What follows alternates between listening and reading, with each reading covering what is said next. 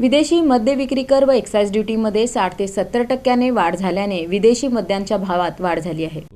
विदेशी मद्य विक्री कर व एक्साईज ड्युटीमध्ये 60 ते 70% वाढ झाल्या कारणानं विदेशी मद्यांच्या भावात वाढ झाली आहे।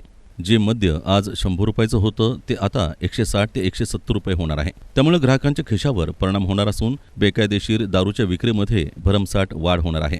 स्वस्त दारू वाईन शॉपमध्ये खरेदी करून रस्त्यावर दारूचं सेवन करणाऱ्यांमुळे सामान्य नागरिकांना त्याचा त्रास आता भोगावा लागणार आहे।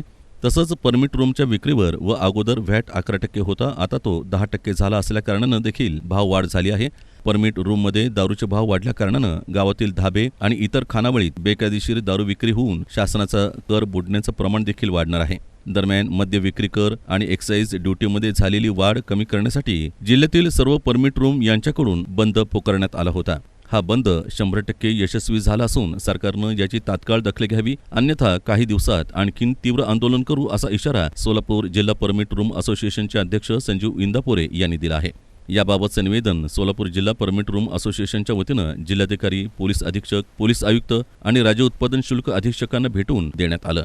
यावेळी संजीव इंदापुरे, हरिदास चौगुले, श्रीकांत घाडगे, उमाकांत साळुंखे, बालकिसन चकोले, अमर पाटील, मनीष सुरवसे, आकाश हाके, गौतम श्रीनिवास, राजू मलपेथी, अंबादास कावळे, पुनीत बच्चूवार, राहुल कटारे, सीताराम शिखरे, गोवे मामा मंगळवेढा, चंद्रकांत पडवळे मंगळवेढा, अजय काळे, त्रिगुण चौधरी, सागर कोरापाटी, विष्णुपंत जगताप मंगळवेढा, सचिन कोंडू बहिरी मंगळवेढा यांच्यासह संघटनेचे सदस्य आणि परमिट रूम कामगार मोठ्या संख्येनं उपस्थित होते।